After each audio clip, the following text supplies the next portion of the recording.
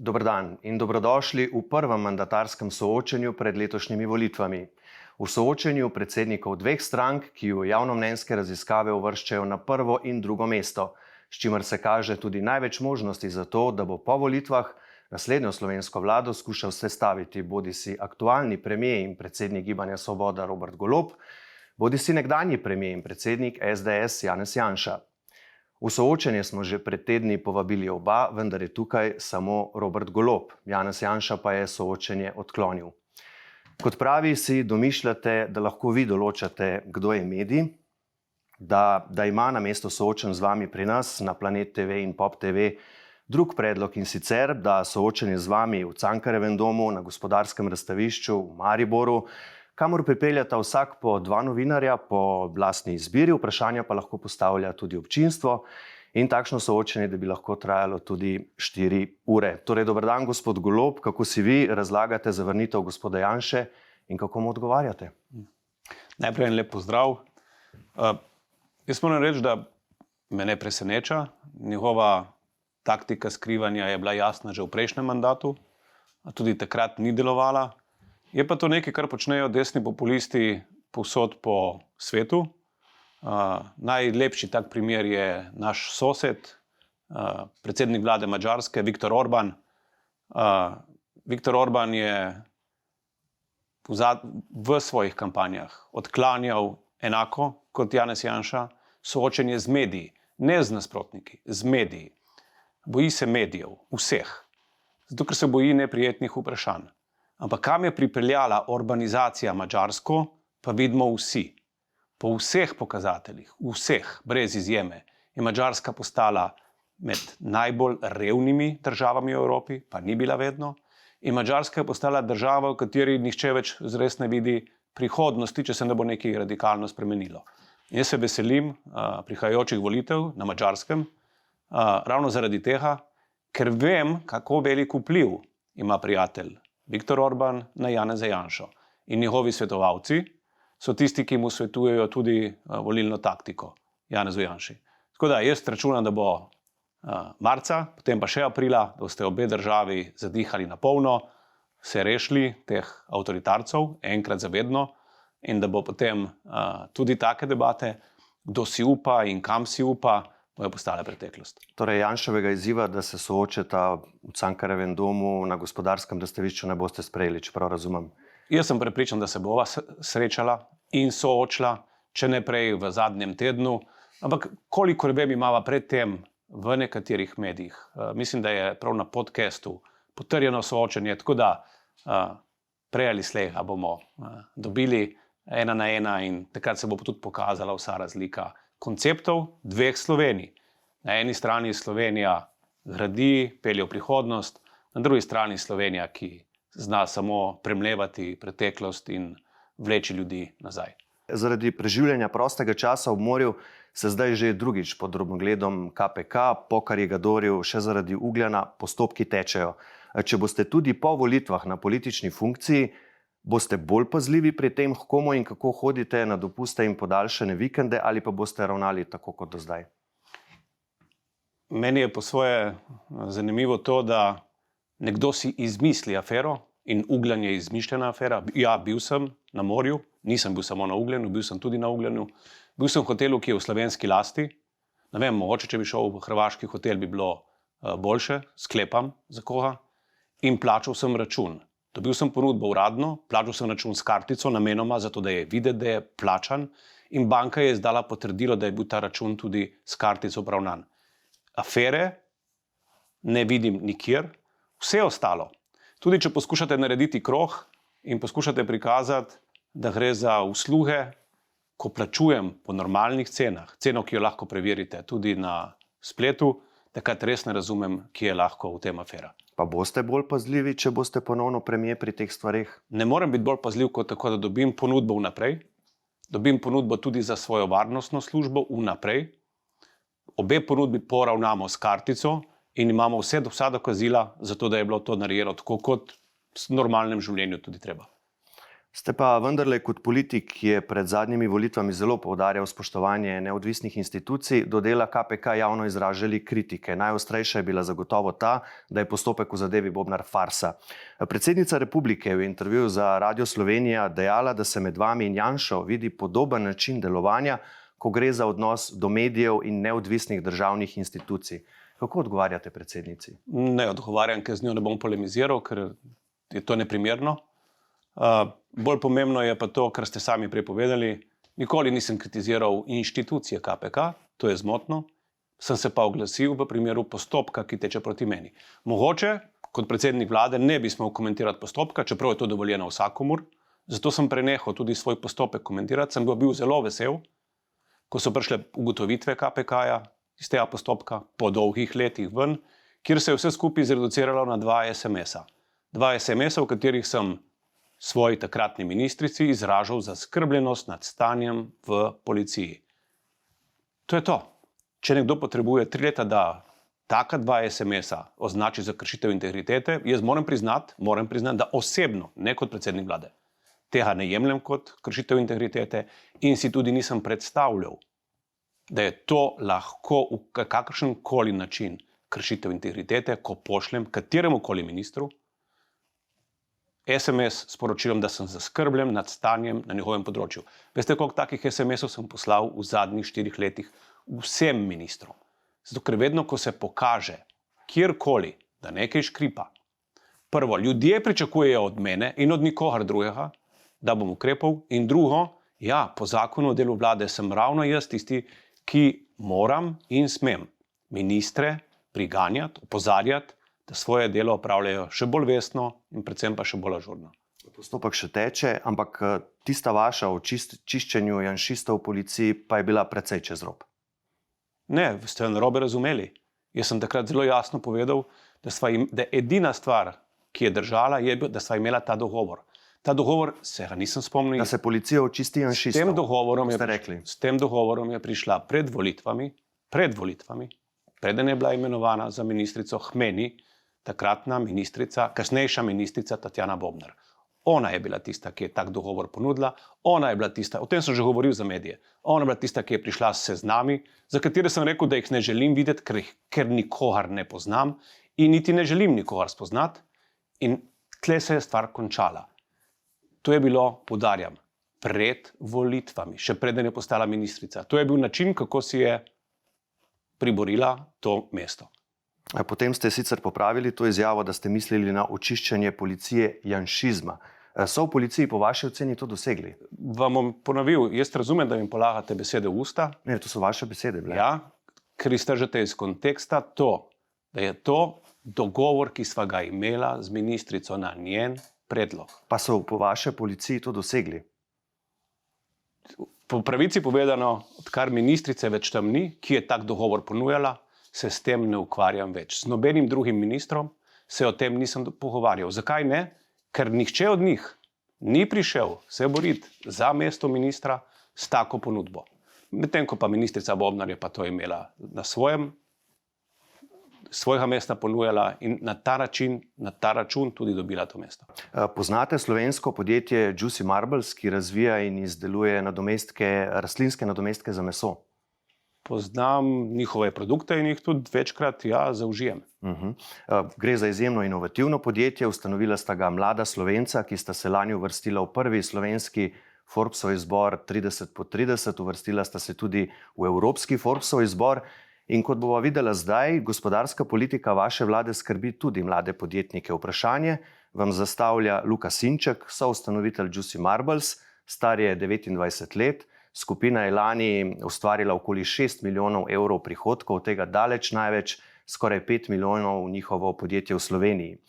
Luka Sinček se je potrudil pripraviti tudi vprašanje za gospoda Janšo, ampak ga žal ni tukaj. Poglejva pa torej vprašanje, ki ga namenja vam. Gospod Golob, v zadnjih mesecih pred volitvami je vaša vlada uvedla nove obveznosti za delodajalce, kot sta zimski regres in nominalno najvišji dvig minimalne plače v zgodovini Slovenije, oboje tik pred uveljavitvijo. Glede na vaše pretekle podjetniške izkušnje, verjetno razumete, da podjetja tako težko planiramo poslovanje. Po poročanju GZS je kot posledica vaših ukrepov trenutno ogroženih 16.000 podjetij in 66.000 delovnih mest. Ali glede na te številke priznavate, da je šlo za zgrešen postopek in ali nameravate v prihodnje gospodarstvo nameniti več časa, da se lahko pripravimo na takšne spremembe? Torej, gospod Golob, boste pri uveljavljanju tako pomembnih, velikih sprememb podjetjem dali več časa, da se na nje pripravijo, ne? Recimo za izplačilo božičnice so imela podjetja le okoli 3 mesece časa, pa še to ob koncu leta. Najprej naj povem, da sem ponosen, da smo božičnico uzakonili in če me vprašate, ali bi to naredil še enkrat, je odgovor da. Jaz sem bil v gospodarstvu več kot 15 let, vedno smo izplačevali božičnico v maksimalnem znesku, to je bistveno višjem od tega, ki je zdaj uzakonjen. Jaz si želim, da ste tudi vi bili deležni božičnice in da boste tudi bodoče. Zakaj? Zaradi tega, ker je to način, kako zaposleni takrat, ko je družbeno najbolj potrebno, v času božičnih praznikov, dobijo poseben denar, zato da lahko s svojo družino, svojimi otroci, svojimi starši preživijo kvalitetne božične praznike. Temu je namenjena božičnica, temu je namenjen zimski regres in ja, v podjetju GEN-I smo to imeli redno izplačano v višini maksimalne poslovne uspešnosti. Kaj pa to, kar vas je vprašal, gospod Sinček? Po podatkih, meni je žal, mimogrede, pri njih sem naslednji teden na obisku in jaz sem prepričan, da se ne bomo pogovarjali o tem, kar je bilo vprašanje, ampak se bomo pogovarjali o tem, o njihovih razvojnih izzivih in kako jim pomagati pri osvajanju tujih trgov in na kakšen način lahko država pomaga, da podjetjem, ki so tako prodorna in za katere sem prepričan, da ne temelji njihova prihodnost na minimalni plači, kako pomagati takim podjetjem, da so še bolj uspešna. Jaz sam verjamem v podjetja z nadpovprečno dodano vrednostjo, ne z minimalno dodano vrednostjo. Vedno, ko pridem na gospodarsko zbornico, katerokoli, ko odprejo vprašanje navidezne izgube delovnih mest, jih vprašam dvoje. Ali se to kje pozna? Ali imamo stopnjo brezposelnosti, ki dejansko upravičuje vaše besede? Nimamo. Ali imate izzive z kadri? Zelo velike. Celotno gospodarstvo, celo nekateri deli javnega sektorja se že 3 leta soočajo s pomanjkanjem kadra. Kamorkoli pridem, je vedno problem pomanjkanje, ne presežek, pomanjkanje kadra. Danes govoriti, da bo 66.000 ljudi izgubilo službo zaradi božičnice, je laž. Danes govoriti, da bo 66.000 ljudi izgubilo službe zaradi minimalne plače, je zavajanje. Imate vi kakšne drugačne podatke?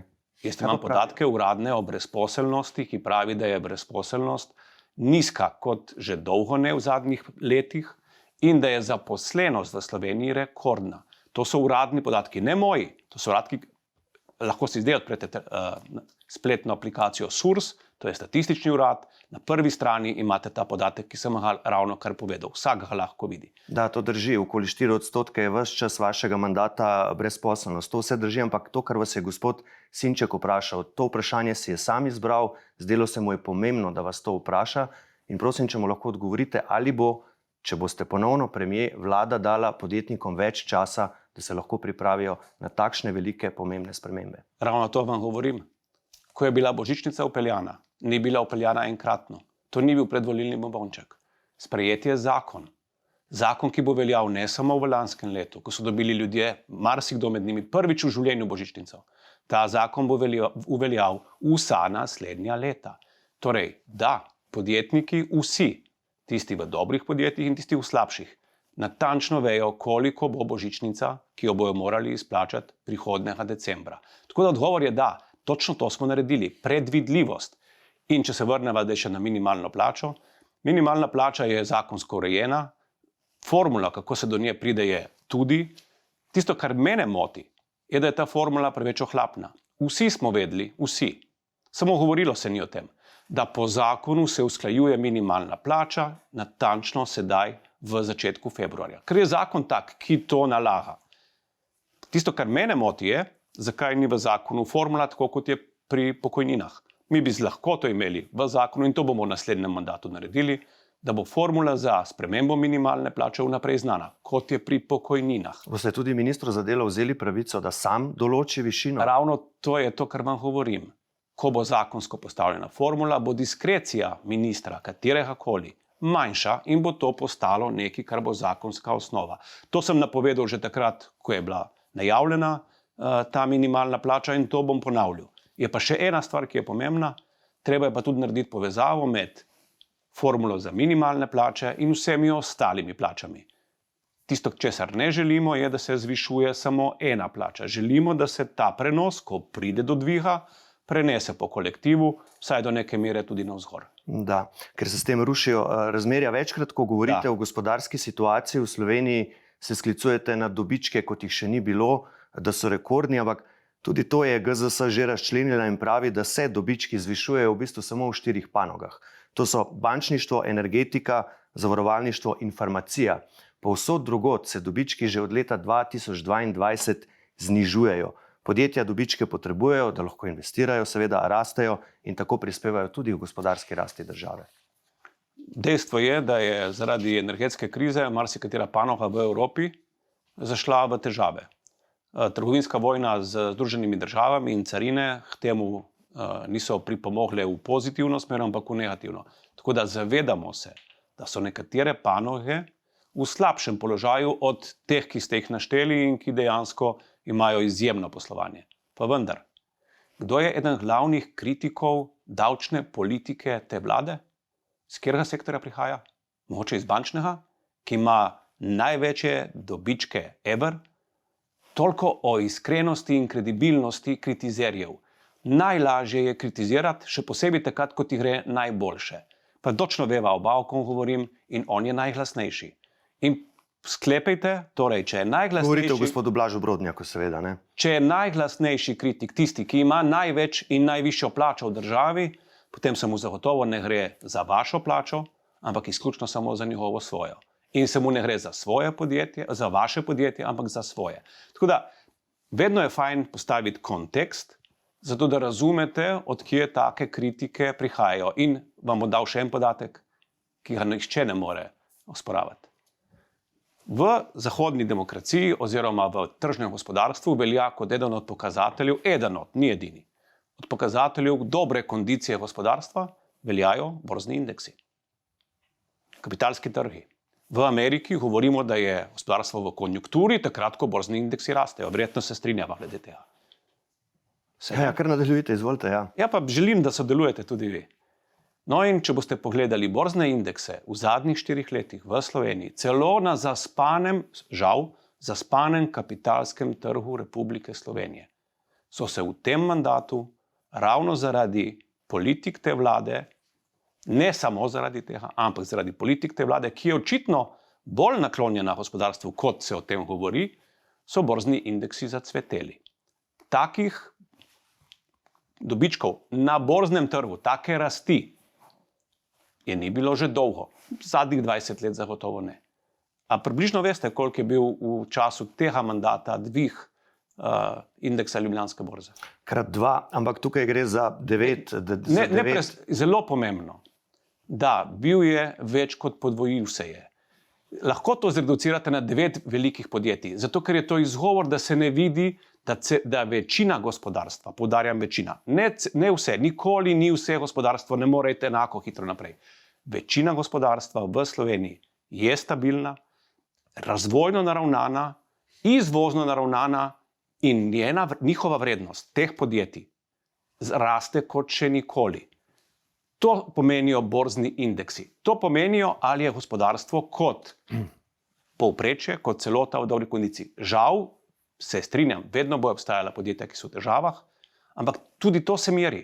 Če bi bilo podjetij, ki so v težavah več kot ostalih, bi imeli visoko brezposelnost, ne bi imeli pomanjkanja kadrov. Tako da zame je stvar precej enostavna, če se jo želi videti. Na volilni konvenciji Svobode je finančni minister Klemen Boštjančič napovedal socialno kapico, ampak zaenkrat ni znanega nič več kot to. Kakšna bo? Ne, govorijo o postopni razvojni kapici. Bo še čas o tem govoriti. Sej samo ime pove to, da se želi srednji razred, razbremeniti nekaterih prispevkov, ampak počakajmo, da prijemo do tja. Koncept, kako ste si zamislili? Lahko vam dam samo primer, lahko vam dam samo primer, kako to lahko deluje. Veste, da je bil prejšnji teden sprejet po dolgih usklajevanjih, po 15 letih je sprejet zakon o udeležbi delavcev na dobičku. Zakon, ki ga so pripravili podjetniki sami. Zakon, ki so ga tudi podjetniki, gospod Pečečnik ga je pohvalil, dokler se ni nad njim zgodil pogrom politične desnice. Točno istih ljudi, ki zagovarjajo znižanje davkov, točno te so se spravili na Pečečnika, ko je prvič v tem mandatu pohvalil vlado, da naredi nekaj koristnega za srednji razred. Včeraj je SBC objavil izračune na svoji spletni strani. Lahko si jih preverite. Niso naši izračuni, izračuni podjetnikov. Iz njih izhaja, da ravno zaradi tega zakona so danes podjetja, ki imajo dobiček, v stanju svoj srednji razred, razvojnike, prodajnike, analitike, IT-jevce, tako dobro plačati, da je davčno breme v Sloveniji nižje od davčnega bremena v Avstriji. Govorim za visoke plače, ne govorim za nizke plače, govorim visoke plače od 5000 neto naprej. Davčno breme je postalo v Sloveniji konkurenčno, po dolgem času prvič, in je bolj konkurenčno od obremenitve, naprimer v Avstriji. Zakaj vam to govorim? Kako je to bilo doseženo? Tako da se je na tisti del dobička, ki gre zaposlenim, se obračuna enotna davčna stopnja. Pika.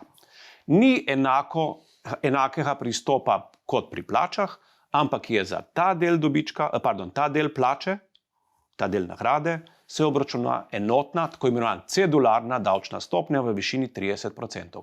To je način, kako se da srednji razred ciljno, ne populistično, ne kar nekaj, ciljno v dogovoru z gospodarstvom, ki ti prije naproti s predlogom, ki bo dejansko izvedljiv. Ker nam je pomembno, da sprejmemo zakon, ki bo deloval. Ta zakon bo deloval, ker prihaja iz gospodarstva, ne iz politike. In ta zakon je tisti, ki bo pomembno razbremenil natančno srednji razred. Ni zadnji, ampak to je način, ko me sprašujete. In ja, lahko bi vam rekel zdaj, da ta zakon že na nek način uveljavlja zelo selektivno, delno in postopno razvojno kapico. Bomo te izračune in seveda učinke tega zakona sproti preverjali. Ekonomist in profesor dr. Mojmir Mrak svari, da Slovenija pri javnih financah hodi po robu, pravi, citiram, zame je izrazito neprevidno in škodljivo, da država, ki ima polno zaposlenost in solidno gospodarsko rast, kar je primer Slovenije. Vidite, da smo solidni. Ampak počakajte, da končam. Kar je primer Slovenije v zadnjem obdobju, da pa ob tem država ustvarja znaten javnofinančni primanjkljaj. Takšna država preprosto živi preko svojih zmožnosti in samo vprašanje časa je, kdaj se bo morala prilagoditi in kako ostro bo to prilagajanje. To pa je vendarle kar ostra ocena priznanega ekonomista, gospod Golob. Jaz mislim, da je treba to oceno narediti v celoti. Všeč mi je, da ste prvi del povedali. Ta ocena izhaja iz tega, da profesor Mrak ocenjuje, da smo v odlični kondiciji. In da takrat, ko je človek v odlični kondiciji, bi moral biti bolj skrben. Nisem ga tako razumel. Če ste ga vi razumeli drugače, se opravičujem. Razumem njegove skrbi, še več, ne samo, da jih razumemo. Mi tudi delamo. Jaz z velikim veseljem zavračam tezo, da smo mi z vidika javnih financ kakorkoli preveč zapravljamo. Iz enega preprostega razloga. Dva zelo jasna podatka kažeta, da nas drugi vidijo, da smo pri tem varčni. Prvi podatek je gibanje dolga.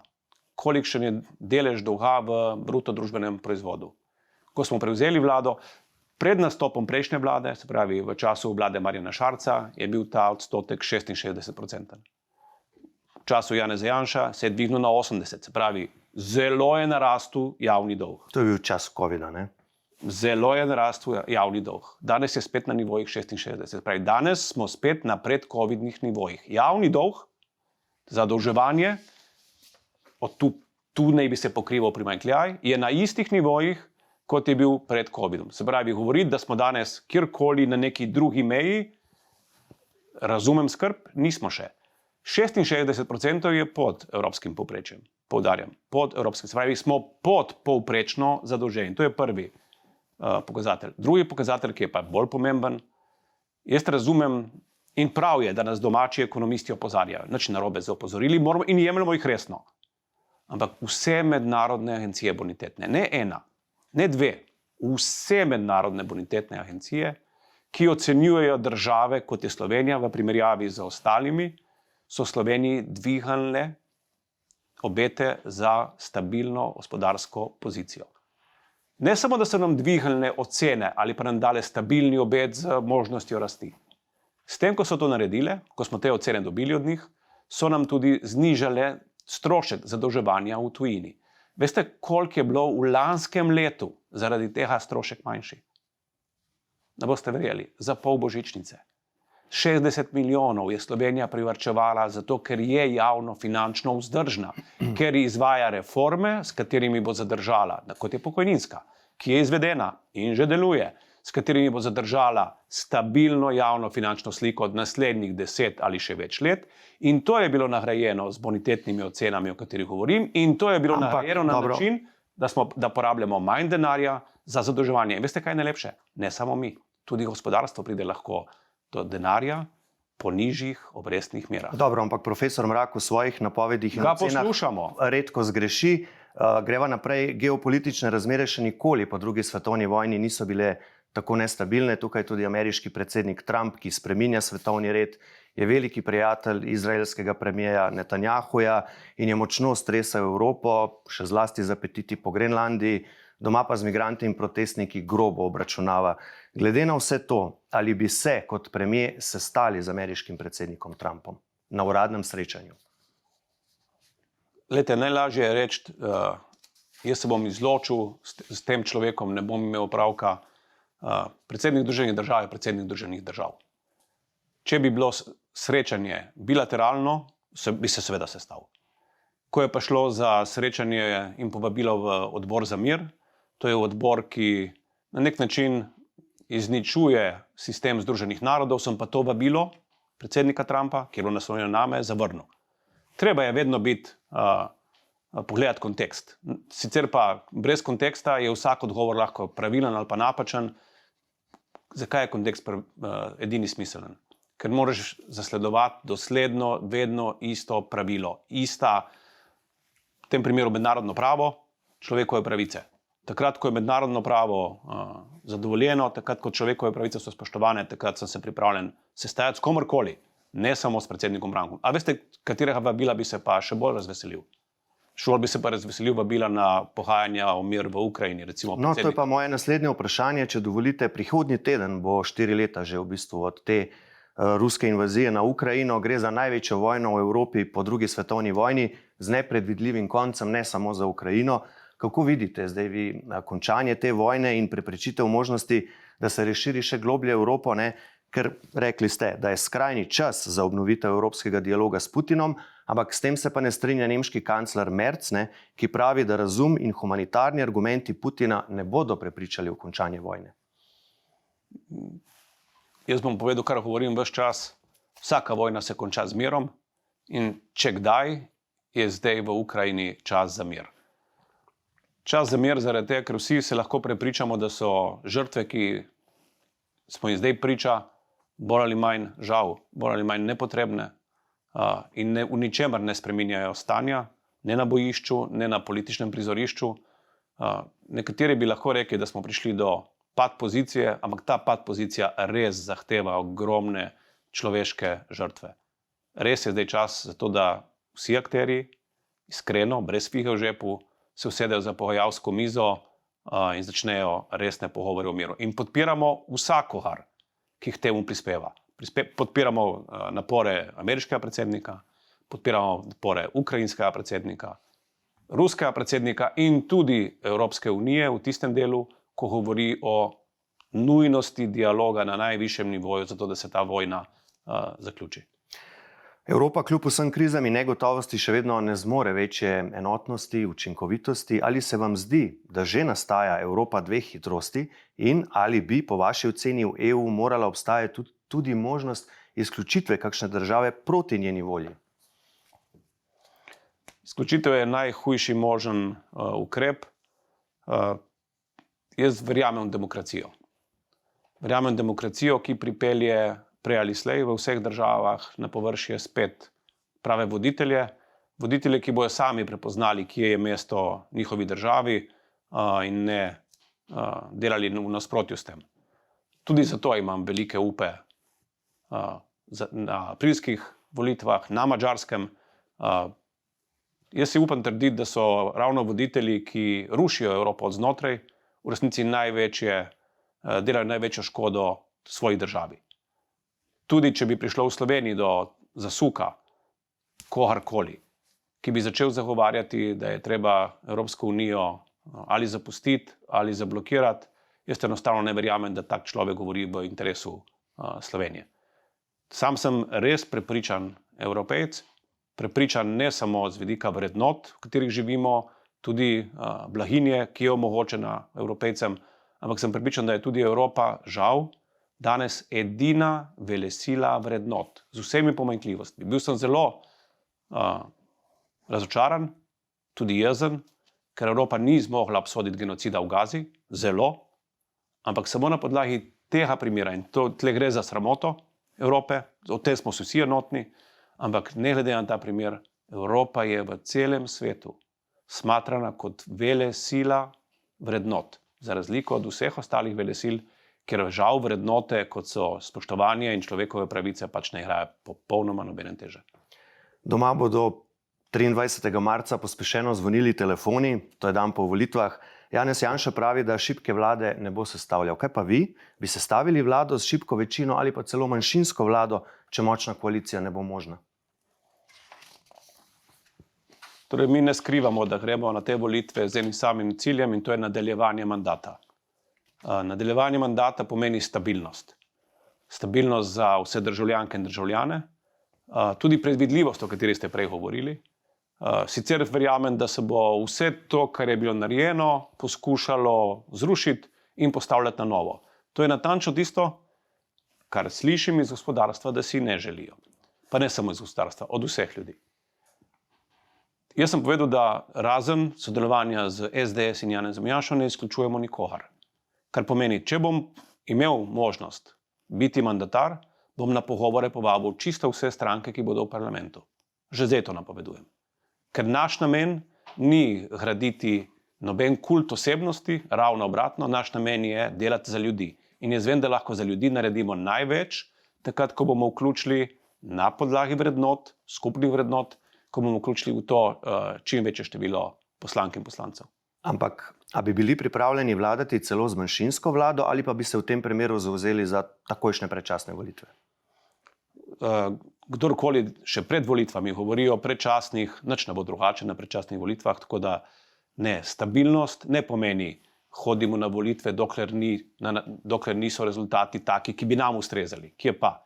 Ponavljam, če bom dobil možnost biti ponovno mandatar in nadaljevati z delom te koalicije in te vlade, bom k sodelovanju povabil prav vse parlamentarne stranke. Potem je pa na njih, da se odločijo, ali tako sodelovanje sprejmejo in pod kakšnimi pogoji, ali pa ne. Rekli ste že, da boste v primeru poraza zagotovo ponudili odstop. Niste pa povedali, kaj boste razumeli kot poraz. Vse, kar ne bi bilo nadaljevanje mandata te vlade, bom zagotovo sprejel kot poraz. Ne more biti drugače. Jaz ne vem, to v vseh demokracijah je to logično. Jaz si res ne predstavljam, da bi zdaj 30 let vedril v politiki in čakal na naslednjo, drugo, tretjo ali celo četrto priložnost, ljudem pa obljubljal, da bom pa v četrto pa bistveno drugačen, kot sem bil prvih 3-krat, pa predvsem, da bom naredil več za njih, pa sem jih prej 3-krat že razočaral. Torej, če ne sestavite vlade, ponudite svoji stranki odstop ali pa morda celo nepreklicno odstopite in odidete iz politike? Jaz sem bil aktiven športnik, ko sem bil mlad. Prva stvar, ki te naučijo v športu, prva stvar je, da če hočeš nek rezultat doseči, potem se fokusiraj nanj. Vi me sprašujete, ali se fokusiram na poraze. Verjamete mi, da v športu, kdor se fokusira na poraze, ta ni športnik. Tako da jaz sem fokusiran na cilj, ki sem ga jasno skomuniciral, in to je nadaljevanje mandata. Tu se moj fokus zaključi. In to je edina stvar, s katero se bom ukvarjal do 22. marca. Vse ostalo se bomo ukvarjali kasneje. Rekli ste že, kot možnega partnerja vnaprej izključujete samo SDS in Janeza Janšo, vse ostale boste povabili na pogovor, tako ste tudi ravnokar rekli. Ampak, A nam naštejete vrednote, ki jih delite z resnico, ki ste jo povabili tudi na kosilo levosredinskih strank? Vse bomo povabili. Tisto, kar šteje pri vseh koalicijah, in to se je pokazalo v tem mandatu, so stvari, ki jih zapišeš v koalicijsko pogodbo. Takrat se soočiš ne samo po vrednotah, soočiš se tudi po tem, kaj si pripravljen skupaj narediti. Koalicijska pogodba je tipičen primer skupnih projektov za dobrobit volivk in volivcev. Vsaka stranka, ki bo želela nadaljevati, tudi če danes ni v vladi, ki bo želela nadaljevati s ključnimi politikami te vlade in jih ne bo rušila, bo dobrodošla. Jaz ne morem biti bolj jasen. Vsaka stranka, ki se bo zavzela, da je treba v zdravstvu zelo jasno ločiti zasebno od javnega, da je treba krepiti javno, ker samo če bomo imeli močno javno zdravstvo, bomo imeli dejansko potem tudi zdravo prebivalstvo, imeli bomo paciente, ki pridejo dovolj hitro, predvsem pa do kvalitetne oskrbe. Ja, vsaka taka stranka bo dobrodošla. Ampak ni to edini pogoj. Saj vi veste in tudi ljudje vejo, kaj je tisto, kar smo počeli, kaj smo naredili, katere spremembe izpeljali in katere spremembe želimo zaključiti.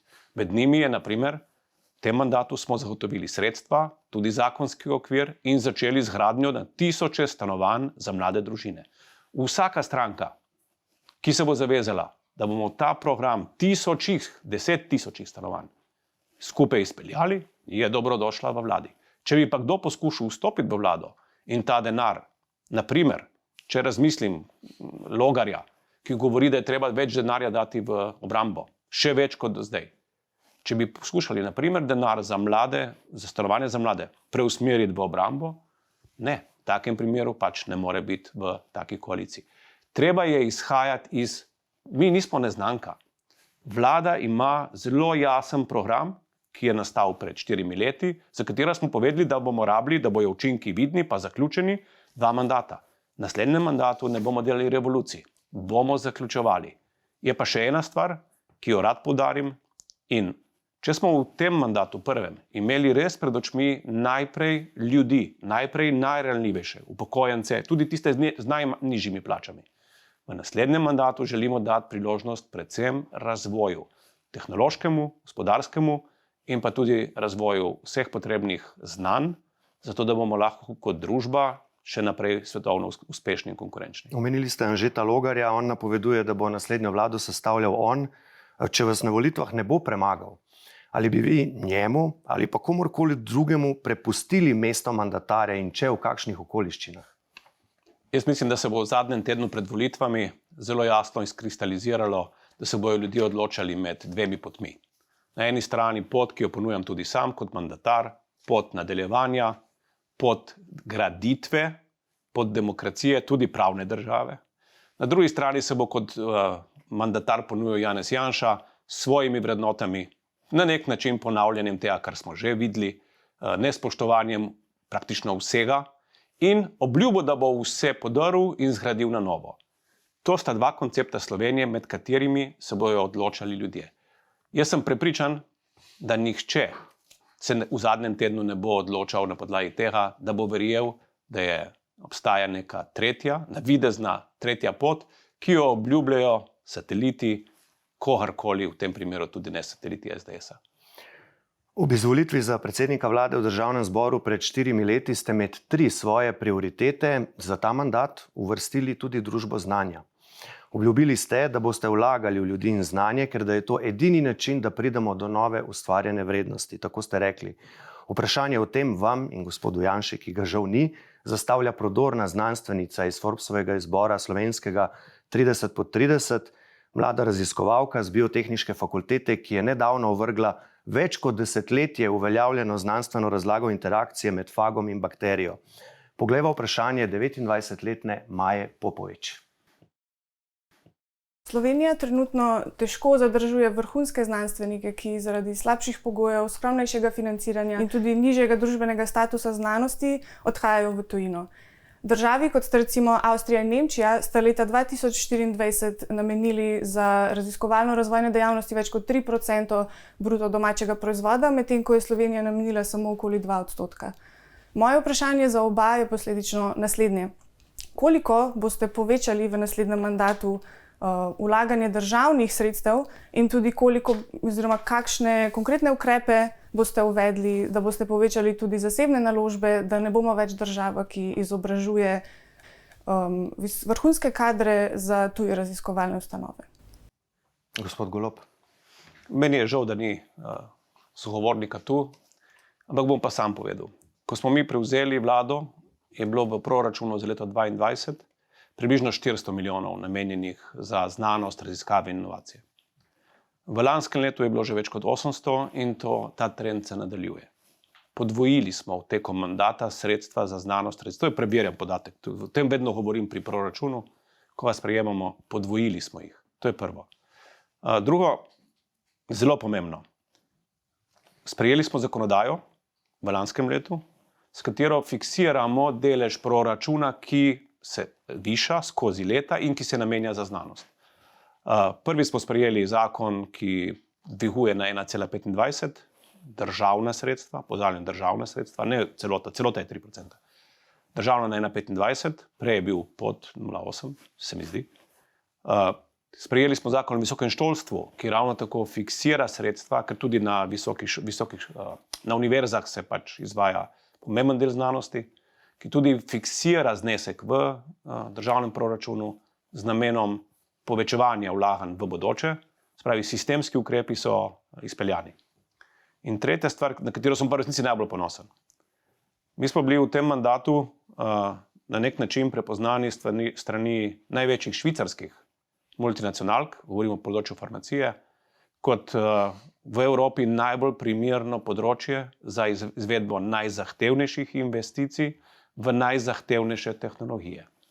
Ne govorim samo o Sandoju, čeprav je Sando najbolj viden bil pri temu, ki ima v teku več kot milijardo evrov investicij za več 100, mislim, da je 600 ali 800 delovnih mest, visoko kvalificiranih, visoko plačanih tudi. Njihov jasen odgovor, zakaj to počnejo ravno v Sloveniji? Njihov odgovor.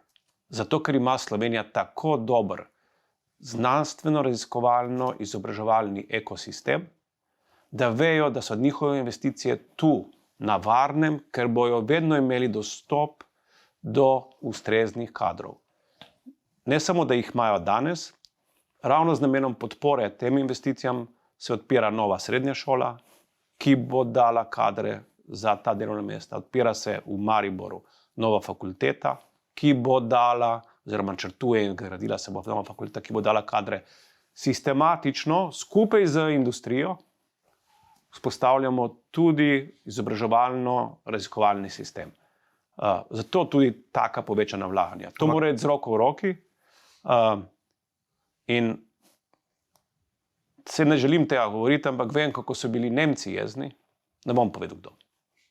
Ko so ugotovili, da so izgubili v borbi s Slovenijo točno za te obrate. Vem, kako so bili jezni in vem, koliko so se trudili, da bi to dobili v Nemčijo, pa niso. To vam pove, da mednarodno okolje. Mi Slovenci smo, tudi jaz sem bil tak, prej šel v politiko, mi Slovenci smo taki, da radi poiščemo kaj slabega. Nič narobe. S tem, ko iščemo napake tudi in če jih odpravimo, rastemo. Včasih je treba ugotoviti tudi, kdaj je kaj dobrega.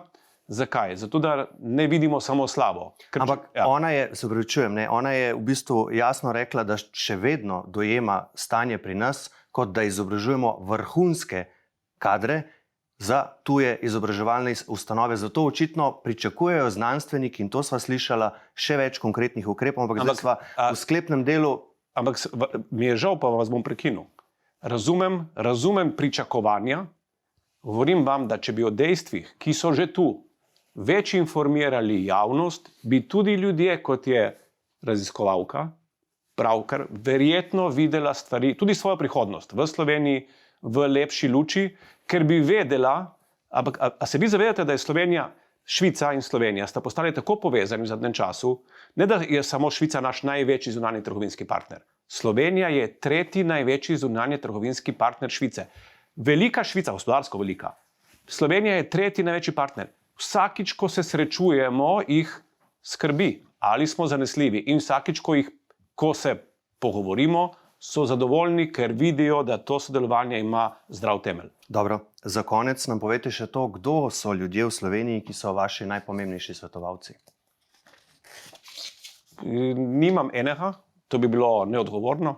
Jaz se vedno posvetujem z množico ljudi. V Svobodi imamo celo eno pravilo, da če obstaja katerikoli izziv, ali svetovni ali domači, boste zagotovo najdli vsaj 3 struje 3 različnih pogledov, kar pomeni, nimamo enotnega pogleda na praktično nobeno stvar v Svobodi. Vsakič obstajajo različni pogledi, potem se skupaj usedemo, se soočimo, na koncu prevlada en pogled, včasih pa kakšen drugi. To se lahko vidi tudi iz izjav ministrov, nekateri so bolj sredinsko, desno orientirani, nekateri bolj levo sredinsko orientirani. In jaz mislim, da je ravno to največja umetnost sredine, da je treba uravnotežati, sproti uravnoteževati poglede, ki so malo bolj socialni, pa malo bolj tržni. In zaenkrat nam kar dobro uspeva. Če bi imel enega svetovalca, verjamete mi, da to ne bi bilo možno. Ampak mnenje katerih ljudi izven stranke, kabineta, vlade vi najbolj cenite in upoštevate, ko gre za vprašanja povezana z upravljanjem premierske funkcije? Z različnimi ljudmi. Dobivam se z ljudmi starejše generacije, pa tudi mlajše generacije. Ne bi želel nikogar izpostavljati, ker nisem tako dogovorjen. Dobivam se z zelo različnimi ljudmi in prav je tako, ker moram soočiti pogled nekoga, ki ima 85 let, z nekom, ki jih ima 20. Te poglede je treba sestaviti v smiselno celoto. Čim se omejim na enega svetovalca, pa še posebej za vsa področja, stvar ne deluje. In čim ubijem ta kreativni, tudi kritični dialog znotraj stranke oziroma okolja, v katerem se gibljem, isto sekundo se bo ustavil razvoj. Dobro, konkretnejši z imeni pa očitno ne boste, gospod Robert Golob. Najlepša hvala za obisk na N1. Hvala tudi vam. Hvala pa tudi vam za vašo pozornost. Seveda spremljajte, nismo še opravili s predvolilnimi soočenjimi in drugimi vsebinami na N1, zato nas spremljajte na n1info.si, pa tudi na vseh večjih kanalih, torej na YouTubeu, na Metroplayu, na EONu in pri vseh večjih ponudnikih podcastov. Najlepša hvala za vašo pozornost in srečno!